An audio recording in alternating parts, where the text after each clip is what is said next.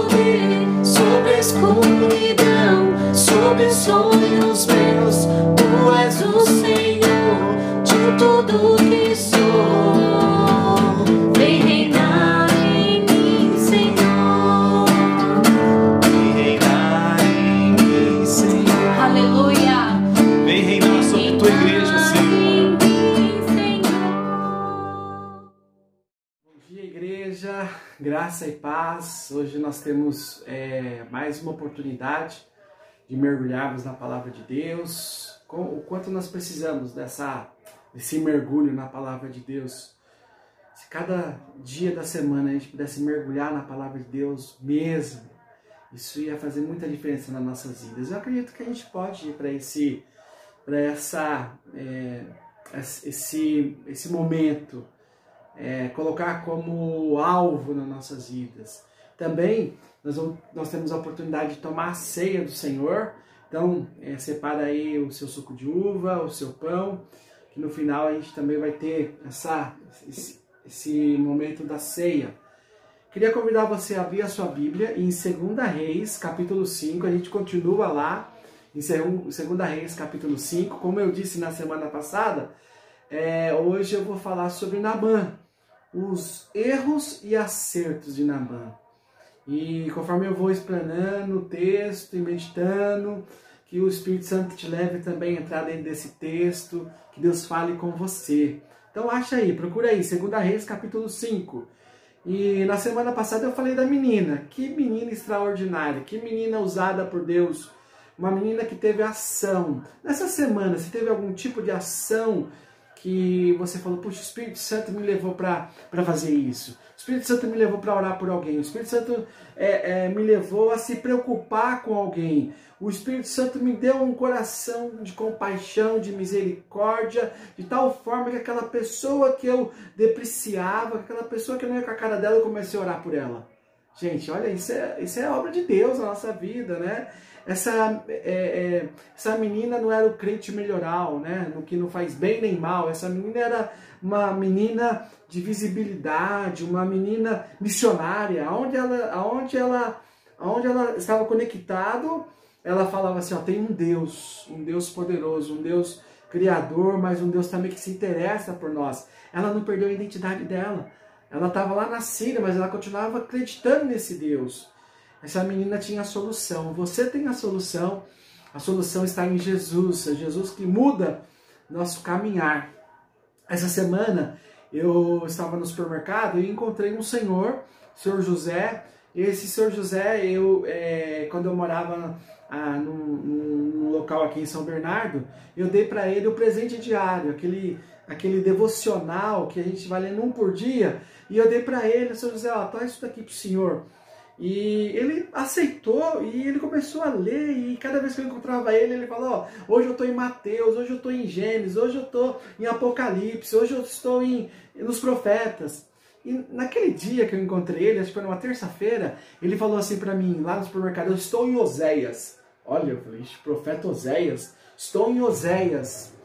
E sabe, eu fiz uma pergunta para ele, ele está 5 anos lendo esse presente diário, todo ano ele compra o dele.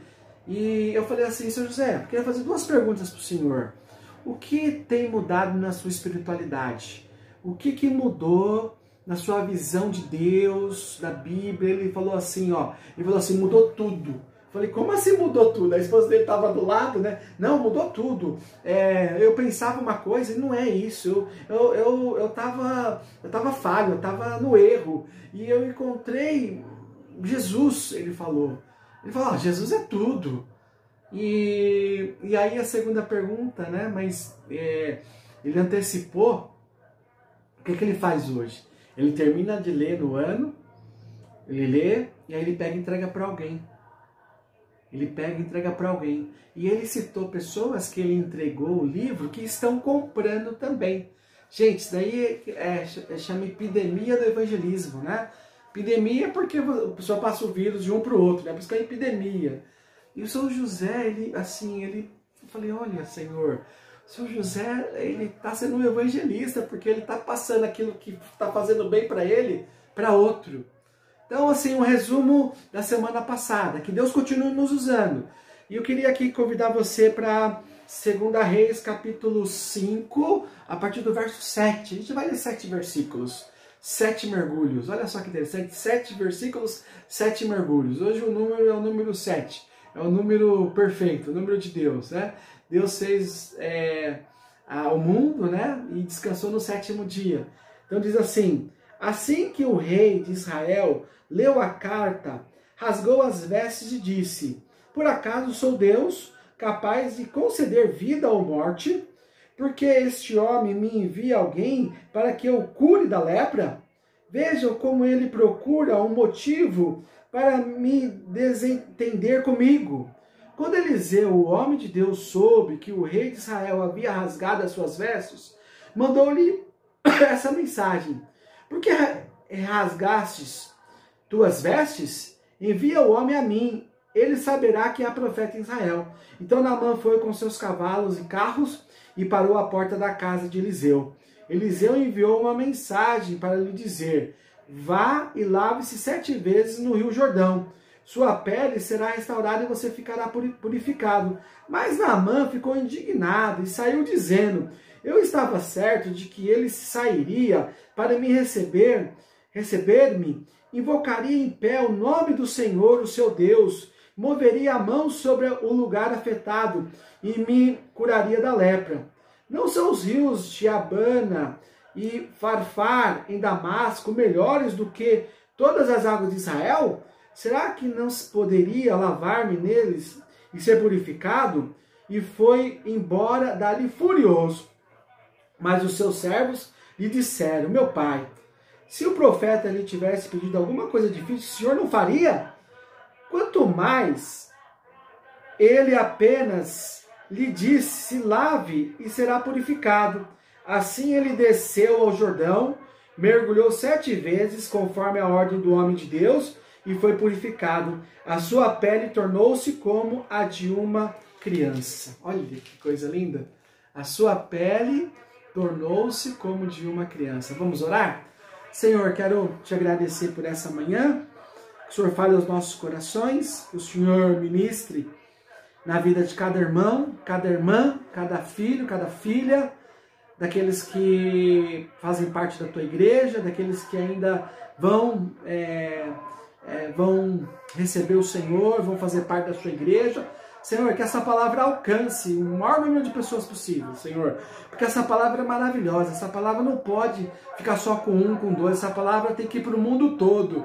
E eu te agradeço, Deus, pelo privilégio de poder pregar a sua palavra, uma responsabilidade que eu dependo do teu Espírito. Que o teu Espírito me dê sabedoria, inspiração e graça. Em nome de Jesus, amém. Amém. Gente,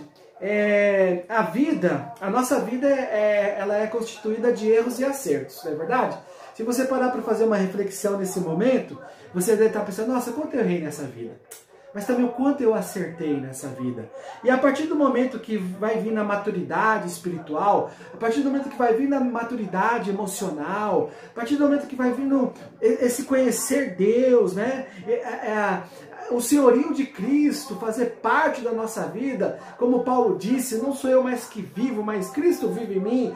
E esse viver, eu vivo pela fé no Filho de Deus. Então a maturidade vai vindo, né? E Jesus vai ser no centro da nossa vida. E eu vou ter na minha espiritualidade igual a de Jesus. Gente, é o seu segredo da vida cristã. Ter a espiritualidade igual a de Jesus. E às vezes parece que os erros anulam os acertos. É como aquela ilustração dos ovos, né? Dos 5 ovos, que o cara pegou 5 ovos. E aí ele pegou o primeiro, quebrou o segundo na frigideira, quebrou o terceiro, quebrou o 4º ovo. Quando ele quebrou o 5º ovo, aquele 5º ovo estava podre. Quando ele jogou na frigideira, o que aconteceu? Aqueles 4 ovos que estavam bons, estragaram. Por quê? Porque aquele 5º ovo que estava podre, contaminou, sujou todos aqueles 4 ovos. A gente ajuda as pessoas, a gente faz caridade, a gente fala de Jesus, mas aí a gente coloca o pé na jaca, a gente dá uma mancada, tem uma falha, um erro, aí parece que, sabe, a gente se sente mal, né? E os erros que ele cometeu, né? Nós vamos ver aqui 3 erros que Naamã cometeu, foram erros suficientes para que ele não recebesse o milagre. Foram erros suficientes para que ele voltasse para a Síria com a lepra. E nessa manhã, eu quero dizer para você uma coisa. Nessa manhã, quero dizer para você o seguinte, que quanto mais a gente não acerta a vida, quanto mais a gente erra, mais a gente vai prejudicando a nós mesmos e mais nós vamos prejudicando as pessoas. Eu fiquei pensando aqui em Pedro. Pedro, 3 anos discipulado com Jesus. Pedro, 3 anos com o mestre. E aí no final do tempo de Jesus na terra, o Pedro, ele quer dar uma de pé de pato, ele quer cortar a orelha do Malco, ele quer resolver as coisas à força, ele toma a espada, e aí Jesus fala: Pedro, o reino de Deus não é ganha força.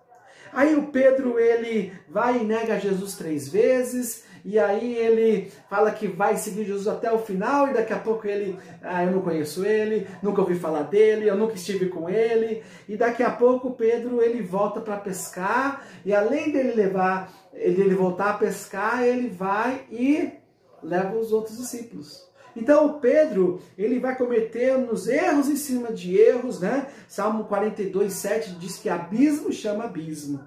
E aí Jesus encontra Pedro e Jesus restaura Pedro. E aí Pedro lá em Atos capítulo 2, versículo 14, você pode ir lá, Pedro é o primeiro que se levanta, depois que o Espírito Santo desce, e Pedro confronta a multidão, e Pedro prega um sermão de Pedro, 3.000 pessoas são batizadas. Olha só, o acerto de Pedro. Né? E aí Pedro em Atos 3, Pedro vai e está indo no templo orar com João, e aí aquele paralítico pede uma moeda para Pedro, e aí Pedro fala, eu não tenho nem ouro nem prata, o que eu tenho eu te dou, em nome de Jesus levanta e anda, e aquele homem levantou e começou a glorificar a Deus. Ó, segundo acerto de Pedro.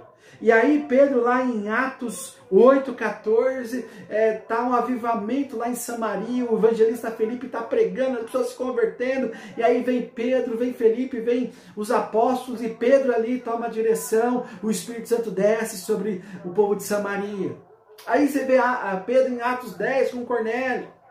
Olha só, gente, que tremendo isso. Os erros de Pedro não anularam a caminhada dele. Eu quero te dizer isso, os seus erros, suas falhas, não anulam a sua caminhada. Mas que você possa nessa manhã refletir sobre os seus erros e falar assim, eu quero acertar, porque os meus erros estão prejudicando a minha família, os meus erros estão prejudicando a minha igreja, os meus erros estão prejudicando o reino de Deus, a sua glória.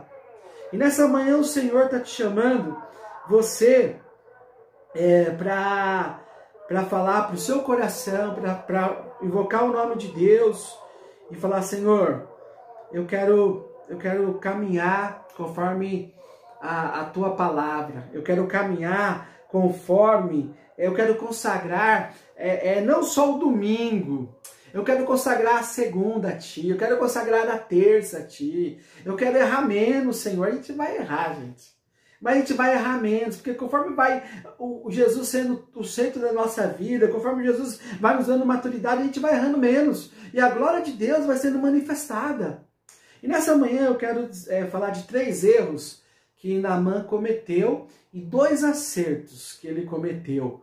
E o primeiro erro que Naamã cometeu tem a ver com o versículo 3 e o versículo 7. Porque o versículo 3... a menina diz para Naamã, Naamã, se o Senhor procurar o profeta que está em Samaria, ele vai te curar da lepra. A menina disse para a senhora, né? Ó, fala para o Naamã, se ele procurar o profeta, fala para ele falar com o profeta. Fala para ele ir na casa do profeta. Fala para ele quando ele chegar lá em Samaria, em Samaria, para ele dizer assim, onde mora o profeta Eliseu? O que aconteceu? O Naamã, ele foi falar com o rei de Israel. Olha o verso 7. Assim que o rei de Israel leu a carta, rasgou as vestes e disse. Então, o rei da Síria mandou uma carta para o rei de Israel, falando, olha, tá indo Naamã aí, ele tá com lepra, e eu tô sabendo que você tem a solução. E o rei de Israel, ele ficou desesperado, porque ele achou que ele tinha poder de cura. Olha lá, por que esse homem me envia alguém para que eu o cure da lepra? O rei da Síria achou que era o rei de Israel que tinha o poder de Deus. E no versículo 7 diz assim, ó, vejo como ele procura um motivo para desentender comigo. Então o primeiro erro de Naamã, que às vezes a gente comete, talvez a gente comete muito esse erro, é usar a influência humana na esfera espiritual. O problema é espiritual. E aí a gente quer usar a esfera humana para resolver os problemas espirituais. E o Naamã, ele foi diretamente ao rei, né? Ele achou que o profeta Eliseu estava sob a influência do rei. Então ele falou assim, eu vou falar com o rei, né? Porque é o rei que vai determinar. Então ele foi na influência humana, tentando buscar algo espiritual. Olha só, gente, a nossa luta não é contra a carne e sangue, e sim contra os poderes desse mundo. Essa manhã eu orei com a minha esposa, a gente orou a armadura de Deus, e nós fomos orando ali, Senhor, coloca o capacete da salvação, que o capacete da salvação, porque o inimigo, ele vem batalhar na mente, né? Ele vem te acusar, ele vem jogar na sua mente assim, tá vendo? Ó, seus erros, ó, só erra, você só faz besteira, você enfia o pé na jaca toda hora, e o inimigo aí, você não tem jeito mais, e é uma mentira de Satanás. Aqui a gente vê o Eliseu, ele não tinha nada a ver com o rei da Síria, ele não tinha nada a ver com o rei de Israel, ele não tinha nada a ver com homem nenhum. Ele era livre para adorar a Deus. E esse é o nosso Deus. Nosso Deus não é subordinado a ninguém. Eu acho uma coisa muito legal aqui, gente, ó. Queria te chamar a atenção numa coisa aqui, ó. No verso 8 diz assim, ó. Quando Eliseu, o homem de Deus. Olha só. Quando Eliseu, o homem de Deus. E no verso 14, diz assim, assim que ele desceu ao Jordão, mergulhou 7 vezes, conforme a ordem do homem de Deus. Gente, como nesse tempo de pandemia, nesse tempo que a igreja está passando, nós precisamos de homens de Deus. Não só de homens de Deus, pastor, nós precisamos de mulheres de Deus. Nós precisamos de homens de Deus, nós precisamos de mulheres de Deus. Pastor, o que é um homem de Deus? O que é uma mulher de Deus? Eu quero fazer um parênteses aqui, para entrar no texto de novo. Um homem de Deus, uma mulher de Deus, é aquele que diz assim, ó, o viver é Cristo, o viver é Cristo. Eu vivo na fé no Filho de Deus. Então, um homem de Deus, ele está centralizado em Jesus, ele vive Jesus, ele respira Jesus, ele anseia por Jesus e ele sabe que a vitória de Jesus foi na cruz. Então, Cristo, cruz. Ele sabe que se ele tiver alguma coisa que se gloriar, ele vai se gloriar na cruz de Cristo. Porque se não houvesse a cruz de Cristo, não teria nada de salvação, nós estaríamos perdidos. Se não tivesse Jesus expiado através do seu sangue derramado na cruz, ter pagado os nossos pecados, né? Olha aqui, ó, nós vamos tomar a ceia, né? Se o sangue de Jesus tivesse sido derramado na cruz, não teria remissão de pecados, um cordeiro perfeito. Jesus deu a vida dele por nós. Então, um homem de Deus, uma mulher de Deus, ele tem uma intimidade com Jesus, ele olha para a cruz, ele tem convicção do caminho que ele está indo, ele sabe que tem que ser sal e luz desse mundo perdido, ele sabe que a glória de Deus na nossa vida, para que as pessoas vejam as boas obras e glorifiquem a Deus. Gente, sabe uma coisa que glorifica a Deus? É a família hoje. Gente, porque a família hoje é alvo de Satanás, a família hoje é alvo do mundo, né? Não tem nada colaborando para que a família continue. E quando uma família está junto, quando a família, mesmo errando, né? Mesmo com as dificuldades, com as falhas, mas essa família ela busca querer acertar a vida com Deus, a glória de Deus se manifesta. Então, um homem de Deus, ele foca em Cristo, um homem de Deus, ele olha para a cruz, um homem de Deus, ele tem convicção, um homem ou uma mulher de Deus tem compromisso. Um homem ou uma mulher de Deus tem compromisso com a causa de Cristo, como a menina. Um homem de Deus e uma mulher de Deus, ele tem compromisso com a família, ele tem compromisso com os filhos, ele não mede esforços para a coisa caminhar. E aí no final ele diz assim, ó, combati o bom combate, guardei a carreira, combati o bom combate, sendo usado por Deus, pregando o evangelho, cuidando da minha família, guardei a carreira, guardei a fé. E por último, esse homem de Deus, ele quer ter um caráter aprovado. Ele quer ter um caráter igual ao de Cristo. Ele quer dar frutos através dos dons e talentos que Deus deu. Ele quer ser um retrato vivo de Cristo na terra. Quando a gente pensa num retrato, aqui na sala tem alguns retratos, né? Eu estou olhando aqui alguns retratos do acampamento dos jovens, né? Então, um retrato parado, inerte, não faz nada. A gente olha, vê a história, mas não um retrato de parede. Um retrato que anda, que fala, que ora. Um retrato que se interessa pelas causas de Deus. Então, fecha parênteses, fica com essa nessa manhã. Você tem sido um homem de Deus? Você tem sido uma mulher de Deus? Porque aqui fez toda a diferença, né? Eu sou um homem de Deus, eu não sou um homem da política. Eu sou um homem de Deus, que bem que eu preciso entender o que é política, eu preciso entender o que é economia, eu preciso entender o que é sociologia, isso é importante.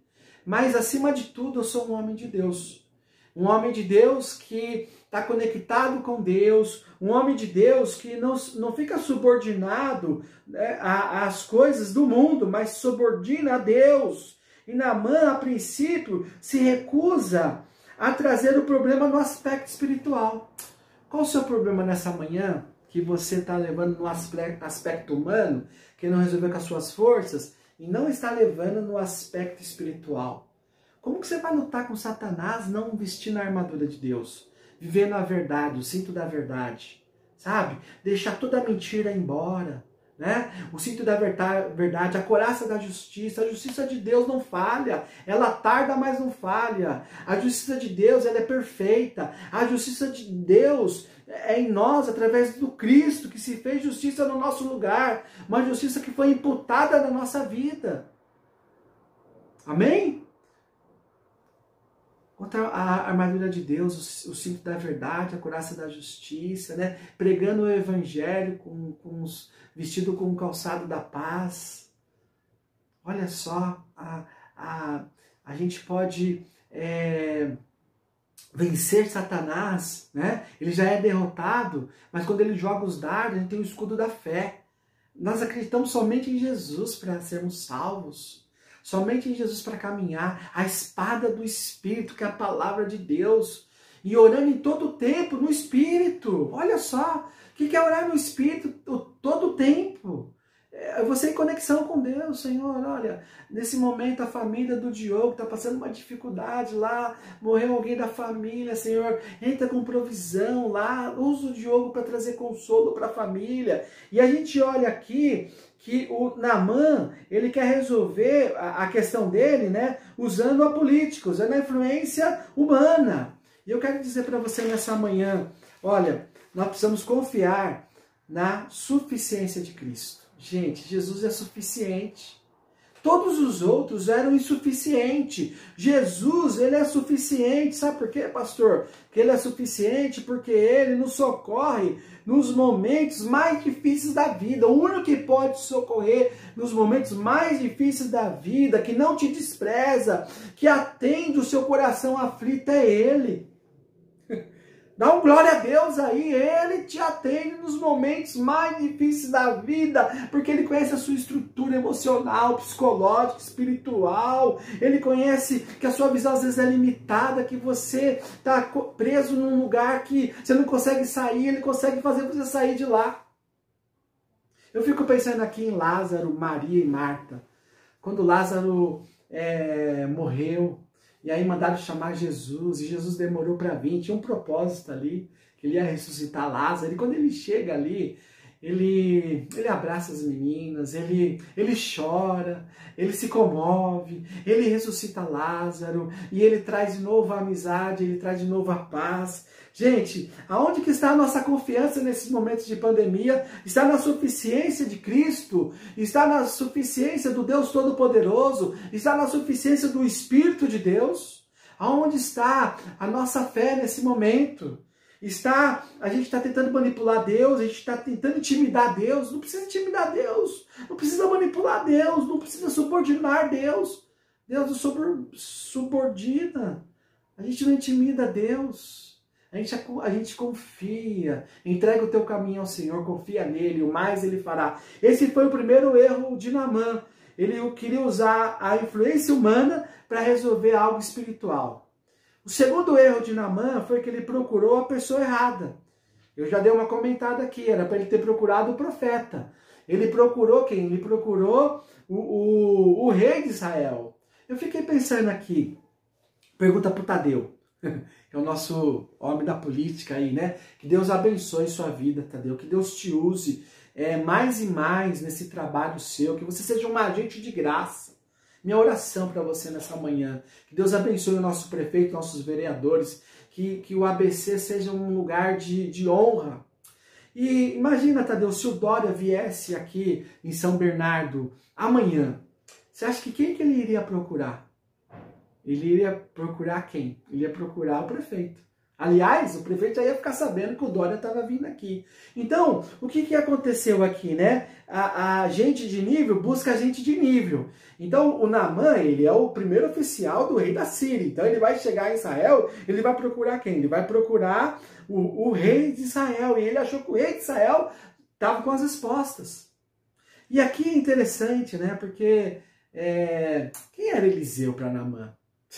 Quem era Eliseu? Era um João Ninguém, talvez. Quem era Eliseu para Naamã? Um pé rapado.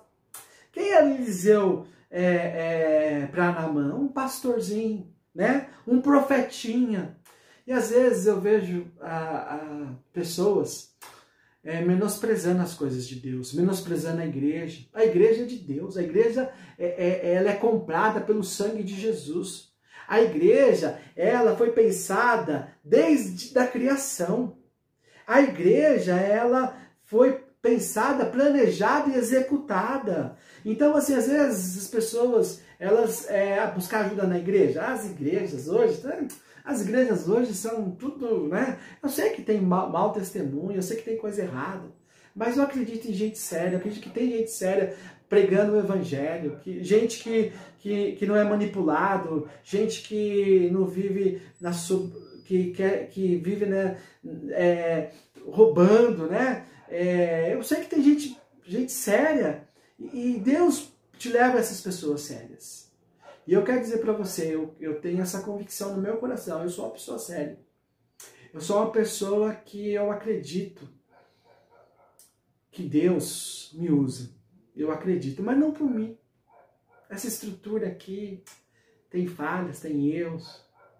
Mas aqui dentro tem um tesouro, o Espírito Santo. Eu acredito também em você, como igreja, que tem o Espírito Santo. Você não é um membrinho, você não é um cristianinho, você é lavado e remido pelo sangue de Jesus. Deus te deu talentos, Deus te deu dons. E aí a gente vê que às vezes as pessoas, elas buscam ajuda, não querem buscar ajuda na igreja, não buscar ajuda na palavra de Deus, no evangelho, né? Fico pensando naquela mulher com fluxo de sangue. O texto diz que ela buscou ajuda em todos os lugares. Talvez Naamã seja essa mulher com fluxo de sangue, deve ter buscado ajuda em todos os lugares, em todos os deuses da Síria, né? Porque o rei dele adorava os deuses. Daqui a pouco no final eu vou comentar aqui qual foi a atitude de Naamã em relação ao que aconteceu com ele. E, irmãos, esse Naamã, eu penso que o Senhor não queria só curar a enfermidade externa. O Senhor, quando faz a obra, ele faz a obra por inteiro. Ele queria curar também a enfermidade interna de Naamã. Naamã, ele tem um problema. Qual que é o problema, pastor? Naamã, ele gosta de coisas imponentes, né? Ele se julga grande, né? Ele, assim, esse Deus me deve um favor. Deus não deve favor para ninguém. Essa é a grande verdade, né? Esse mundo é injusto comigo, gente. Eu vou falar uma coisa para você. O mundo não tem lógica com ninguém. O mundo não tem lógica com ninguém, né? A gente está vendo aí a injustiça da morte, né? Pessoas morrendo. A gente está vendo aí que a morte um homem de 27 anos com família morreu. Então a morte, ela vem no momento errado às vezes, né? Mas eu queria dizer para você que às vezes, sabe o que acontece, gente? Às vezes a gente questiona Deus, né? A gente acha que Deus deve favor para nós, mas de verdade a gente não compartilha a vida com Deus. Esse que é o nosso problema, né? Essa que é a nossa dificuldade. A gente compartilha algumas coisas com Deus. A gente compartilha, às vezes, o mínimo com Deus. E Deus quer o todo. E aí a gente compartilha a vida com as pessoas erradas. A gente compartilha a vida com as coisas erradas, né? A gente compartilha a vida com a bebida. A gente compartilha a vida com a balada. A gente compartilha a vida com a pornografia. Mas a gente não compartilha a vida com a santidade de Cristo. A gente não compartilha a vida com um relacionamento com Deus de verdade, se consagrando, como Isaías fez, né? Senhor, toca-me com uma brasa do altar, eu sou pesado de língua. E aí o Espírito Santo vem e toca nele. E aí ele fala, Senhor, eis-me aqui, envia-me, porque agora eu não sou pesado de língua. Ele se julgou grande, merecedor de tratamento especial, procurando as pessoas erradas. E eu quero dizer para você, eu já falei aqui, volto a repetir, né? Só Jesus pode colocar ordem na sua vida. Só Jesus pode colocar ordem na sua vida. Só Jesus pode dar um rumo certo para a sua vida. Se você olha os encontros de Jesus com as pessoas no Novo Testamento, você vai entender o que eu estou falando. Quando ele se encontra com Nicodemos, que Nicodemos vai procurá-lo, lá um fariseu, mestre da lei, mas não conhecia nada da espiritualidade de Cristo. Jesus falou para assim, Nicodemos, você tem que nascer de novo. Aí ele fala assim, como que eu posso entrar na barriga da minha mãe e nascer de novo? Aí Jesus fala assim, Nicodemos, você é mestre aqui, você não entende isso. E Jesus dá uma direção para ele. Se você ler o capítulo 3 de João, Jesus está falando para ele assim, Nicodemos, deixa eu falar uma coisa para você. Olha, o Pai amou você de tal maneira que me deu, para se você crer em mim, você não vai morrer eternamente, mas você vai ter a vida eterna. Nicodemo, te falar uma coisa, eu não vim para te condenar, eu vim para te salvar, mas se você não colocar sua fé em mim, você já está condenado. Sabe que Nicodemos entendeu isso? No final, ele está ali com José de Arimateia. Olha que interessante isso. Então esse Jesus, ele vem colocar rumo, ele vem colocar ordem, ele vem colocar sentido na sua vida. Você está se sentindo perdido? Você está se sentindo sem rumo? Você está se sentindo que a vida está em desordem? É só Jesus que pode colocar você no eixo, na linha, no trilho. Confia nisso. Deixa ele fazer isso. Procura ele é a pessoa mais certa desse mundo. Ontem eu estava na casa do meu cunhado, né? E ele é serralheiro. Ele tem a serralheria, então ele tem um galpão, e ali tinha várias portas. Ele fez um trabalho num prédio, e aí ele ganhou, tinha mais ou menos umas 15 portas. Mais ou menos umas 15 portas, uma mais bonita que a outra. E aí o pessoal da igreja lá onde ele frequenta estão escolhendo as portas, o pastor está organizando lá, e eu fiquei pensando nisso. Jesus disse assim, eu sou a porta. João 10, 9. Eu sou a porta. Quem entrar por mim será salvo. Entrará e encontrará pastagem. Jesus é a porta, você precisa entrar por ele. Você já entrou por Jesus? Já entregou sua vida totalmente a Jesus? Então, esse Naamã, ele procurou a pessoa errada. Às vezes a gente vai procurar a família, a gente vai procurar pessoas que até querem ajudar, mas não traz a solução. Talvez complica mais ainda. E o terceiro erro dele foi que ele quis que as coisas fossem do jeito dele. Ele quis que as coisas... Olha o que diz aqui no verso 10. Eliseu enviou um mensageiro para lhe dizer, vá e lave-se 7 vezes no rio Jordão, sua pele será restaurada e você ficará purificado. Mas Naamã ficou indignado e saiu dizendo, eu estava certo de que ele sairia para receber-me, invocaria em pé o nome do Senhor, o seu Deus, moveria a mão sobre o lugar afetado e me curaria da lepra. Olha só, não são os rios, olha o que ele diz no verso 12, não são os rios de Abana e Farfá em Damasco melhores do que essa água de Israel?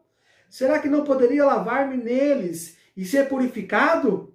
E foi embora dali furioso, ficou indignado. Sabe por quê, pastor? Porque o que ele queria mesmo ali, né? Ele queria um espetáculo, né? Ele queria algo cinematográfico, né? Coisa de cinema. Poxa, eu sou Naamã. Eu pensei que você, né?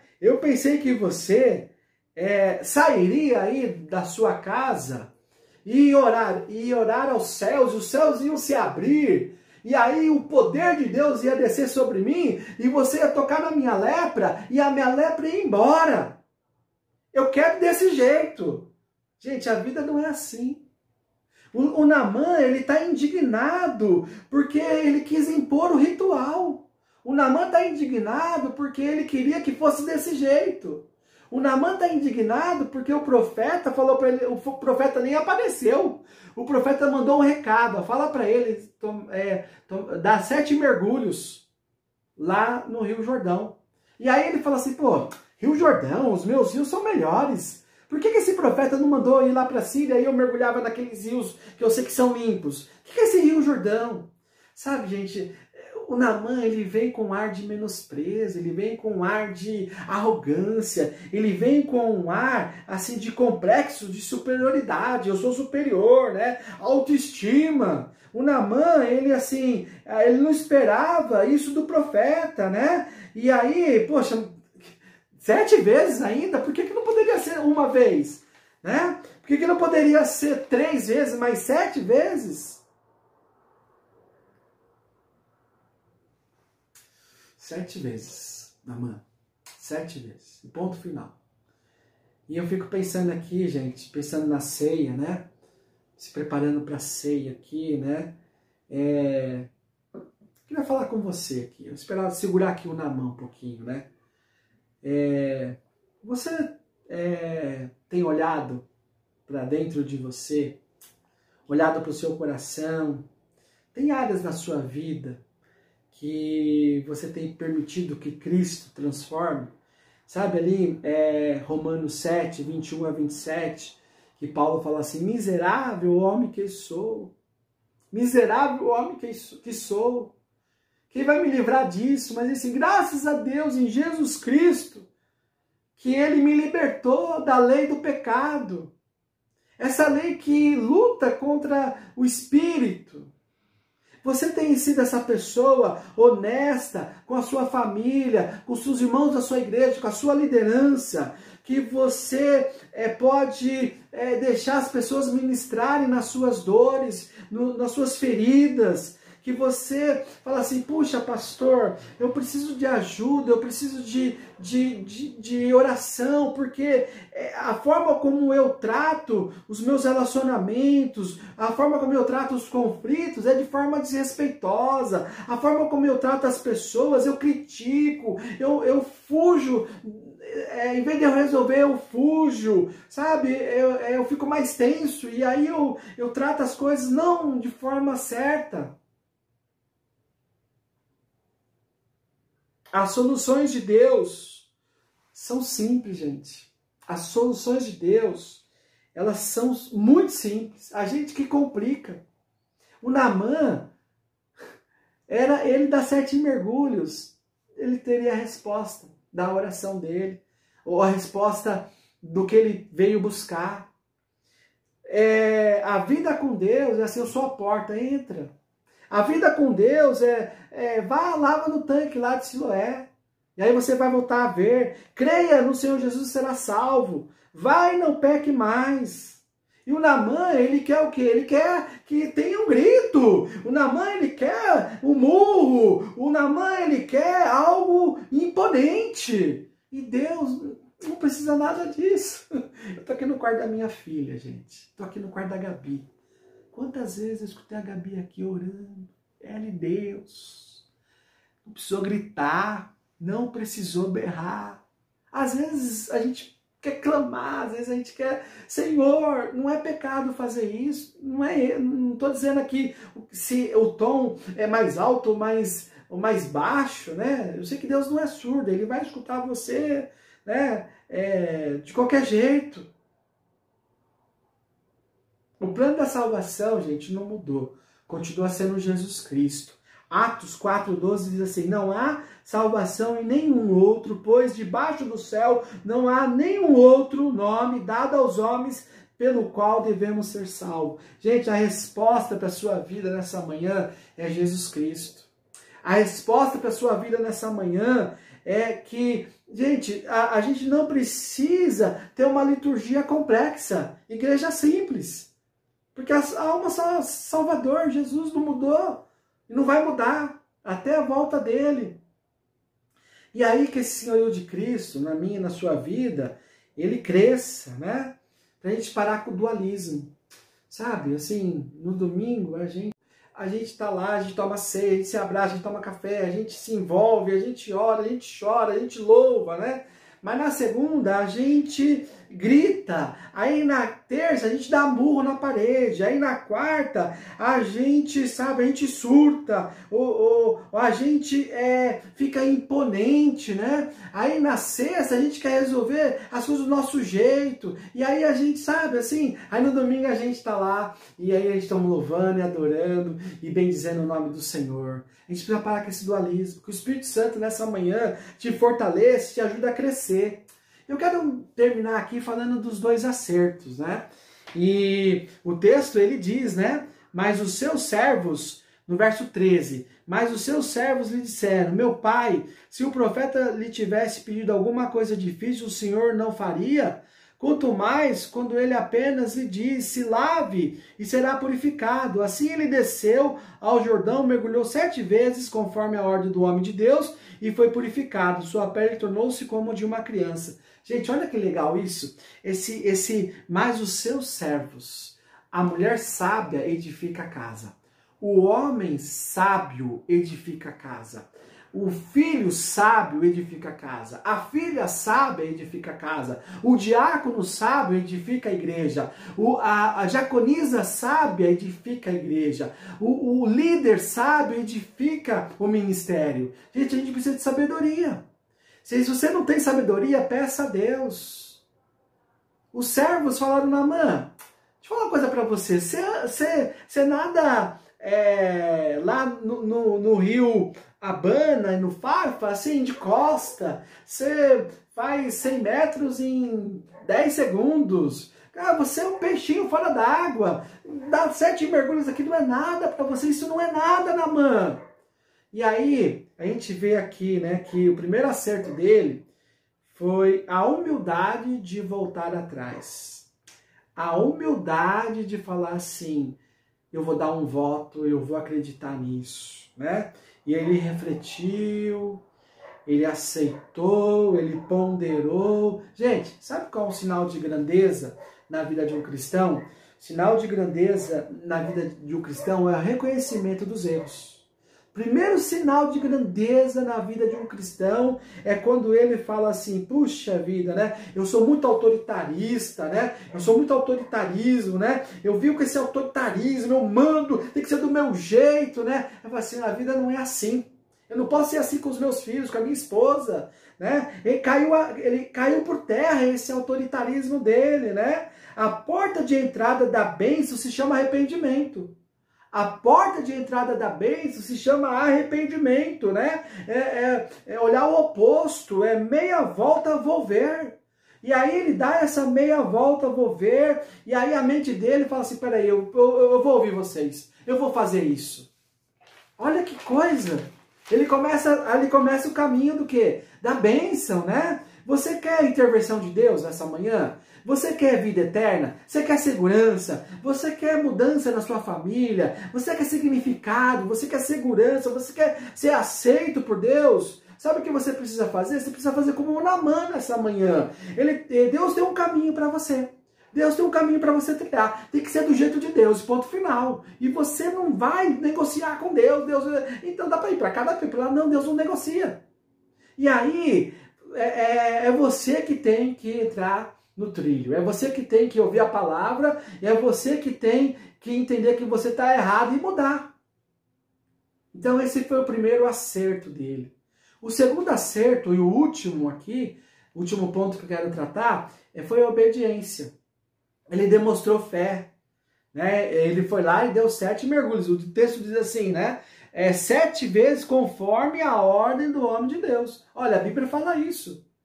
Ó, o homem de Deus está mostrando esse princípio da palavra de Deus para você. Ó, o homem de Deus está mostrando essa instrução da palavra de Deus para você. O homem de Deus está dando esse aconselhamento da palavra para você. Acata esse aconselhamento que é bênção para a sua vida. A pessoa reconhece o erro, pastor, eu errei, eu fiz besteira, mas aí só fica nisso. Não, o homem de Deus, ele não só entende o erro dele, mas ele quer corrigir o erro dele, então ele desce ao Jordão conforme a ordem do homem de Deus. João 5,24 diz assim, quem ouve, ouviu e creu, tem a vida eterna, passou da morte para a vida. Não é só ouvir, mas crer. Então ele ouviu o homem de Deus e falou, eu vou dar ouvido a ele, vou fazer isso. E não tem problema, às vezes, da gente na primeira não querer fazer, na segunda ficar assim, mas na terceira, não, mas esse é o caminho. Uma pessoa já falou aqui, outra já falou lá, e Deus está falando, e aí Deus nos cerca, né? Eu acho muito legal a igreja, porque a igreja nos ajuda, nos protege, é um cercado para nos proteger do mundo. É um cercado para nos proteger de nós mesmos, porque ali a gente é cuidado. É um cercado para nos proteger da ação do inimigo. Olha só que interessante isso. Fé é mais do que ouvir, gente. Fé é mais do que ouvir. É comprometimento, é compromisso. Fé, ele acatou aquela palavra, ele deu crédito. Sabe o que aconteceu? Anulou os erros. Sabe aqueles 3 erros que eu falei? Anulou, porque ele voltou curado. E olha só, gente, isso daqui é tremendo, ó. Verso 17 e 18. Olha assim, ó. E disse Naamã, já que não aceitas o presente, ao menos permite que eu leve 2 mulas carregadas de terra, pois o teu servo nunca mais fará holocaustos e sacrifícios a nenhum outro Deus, a não ser o Deus da menina, a não ser o Deus de Eliseu, a não ser o Deus do século da igreja, a não ser o Deus que reina, soberano, esse Jesus Cristo, o Espírito Santo, esse Deus.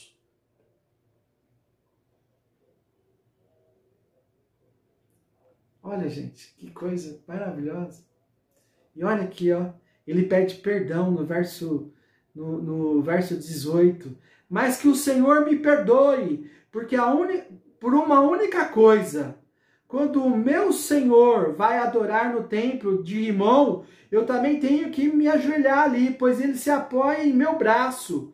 Que o Senhor perdoe o teu servo por isso. Disse Eliseu, vai em paz. Diz Eliseu, vá em paz. Agora você pode ser um homem de Deus. Olha, um homem de Deus para ser um homem de Deus, o Deus único, né? Jesus é Senhor. Um homem de Deus, de adoração de imagens, de ídolos, agora é um homem que adora o Deus único, o Deus verdadeiro. Ouve, ó Israel, o Senhor é o seu único Deus. Esse homem não só foi curado da lepra, mas ele foi curado da alma. Ele recebeu a direção e para viver com esse Deus único. Puxa! E ainda ele ganhou um tratamento de pele, né? Porque a pele dele ficou como de uma criança. Efésios 3:20 foi o versículo do meu casamento. O meu da Gorete, né? Aquele que é poderoso para fazer infinitamente mais do que tudo que nós pedimos ou pensamos, segundo o seu poder que atua em nós. Deus é poderoso para fazer infinitamente mais do que tudo que você pedir ou pensar. Você já pediu? Você já pensou? Ele pode fazer infinitamente mais. Ele foi lá só para ser curado da lepra. E Deus deu para ele um corpo, uma pele igual de uma criança, que não tem ruga, que não tem espinhas, né? Um corpo, uma pele linda. Olha só, Deus sempre faz mais. E não só mudou o exterior dele, mas mudou o interior dele. Agora a adoração dele é para o Senhor dos Exércitos. Agora a adoração dele é para o Rei dos Reis. Né? Eu queria nessa manhã terminar te perguntando esses erros que eu falei aqui de Naamã, ele está fazendo parte da sua vida? Está te dominando? Se ele está fazendo parte da sua vida, ele é barreira para Deus te abençoar. Se esses erros estão fazendo parte da sua vida, eu queria te convidar nessa manhã a fazer esses 2 acertos que eu acabei de contar aqui para vocês de Naamã. Esses 2 acertos de se arrepender, de falar, de refletir, falar, Senhor, eu aceito essa palavra do homem de Deus, eu aceito essa correção, eu aceito essa disciplina, eu quero as bênçãos do Senhor na minha vida, eu quero ser bênção na vida de outros. Eu quero orar por você nessa manhã e eu quero clamar o nome do Senhor. E depois que eu orar, eu quero convidar você para a gente tomar a ceia juntos, tá? Então feche os seus olhos E reflete comigo aqui nesse momento, se preparando para a ceia do Senhor. Vou colocar aqui já os elementos, o suco de uva, o pão, e que o Senhor possa, nesse momento, estar presente aqui, falando conosco, nos dirigindo, curando nossas feridas emocionais, espirituais. Senhor, quero te agradecer nessa manhã, porque a Tua palavra veio até nós, a Tua palavra encontrou lugar nos nossos corações. E eu clamo a Ti que o Senhor nos toque com brasa viva do Teu altar, que o Senhor purifique nossos pecados, como diz lá em Isaías, que fique brancos como a neve, Deus. Pai, esse vai ser um momento de ceia e eu te peço que o Senhor examine nossas mentes, nossos corações, que o Senhor nos perdoe de todo pecado, que o Senhor nos lave. Pai, muitas vezes a gente quer resolver coisas e não leva a Ti em oração. Quanta gente falha de não orar a Ti, pedir direção, Deus. Quantas vezes a gente falha de levar nossos problemas para pessoas que até têm bom coração, mas elas não estão cheias do Espírito Santo, elas não conhecem a palavra, ou elas também têm as suas dificuldades e acabam não ajudando, mais atrapalhando. Mas quantas vezes eu quis que as coisas fossem do meu jeito, da minha forma. Isso só complicou a minha vida, Deus. Eu me arrependo nessa manhã, Deus. Eu peço em nome de Jesus que o Senhor possa, nessa manhã, levar a igreja a se arrepender de todo o coração, porque o arrependimento é a entrada da bênção nas nossas vidas. Eu te peço em nome de Jesus, Pai, que esse seja um sinal de grandeza na vida de cada um, Deus. Essa vida de reconhecer o erro, de não só reconhecer o erro, mas de confessar e deixar o erro. Oh Deus, Deus de milagre, Deus que pode fazer infinitamente mais nas nossas vidas. Nos leva a praticar, Deus, o que nós já conhecemos. Senhor, nessa semana, que nós possamos estar atentos, Deus, com essa mensagem, que essa mensagem fala com a gente todos os dias da semana, Pai. Que a gente possa perceber, Deus, quanto a gente necessita dessa vida com o Senhor, Deus. Eu oro e te agradeço, em nome de Jesus. Amém.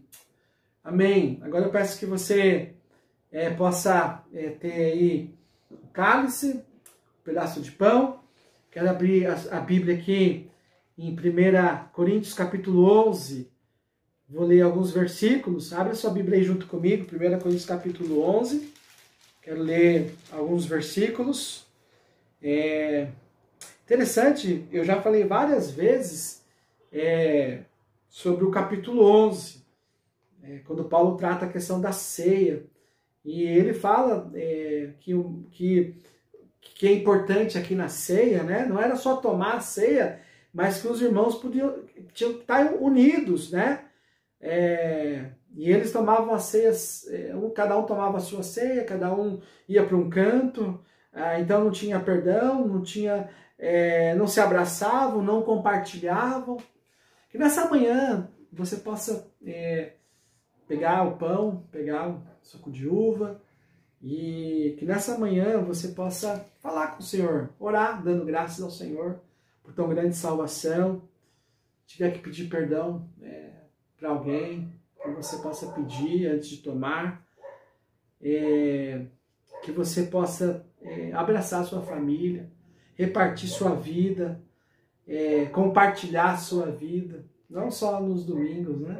Como eu disse do dualismo, né? Mas segunda, terça, quarta. A palavra de Deus diz assim: pois recebi do Senhor o que também lhes entreguei, que o Senhor Jesus, na noite que foi traído, tomou o pão, e tendo dado graças, o partiu e disse: isto é meu corpo que é dado em favor de vocês. Façam isso em memória de mim. Então, quero convidar você a comer o pão, fazendo isso em memória do Senhor Jesus.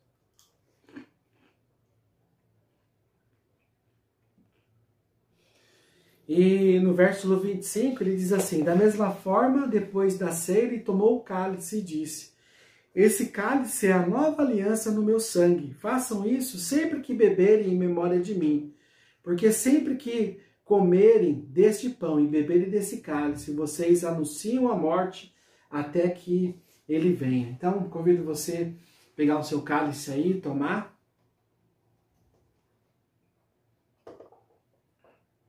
Que você possa dar graças a Deus nessa manhã, por ter sido regado com a palavra de Deus, mergulhado na palavra de Deus, tomado a ceia, que essa semana seja uma semana de vitória para você, tá? Deus abençoe o seu almoço, sua família, sua tarde, em nome de Jesus. Fica com Deus. Abraço.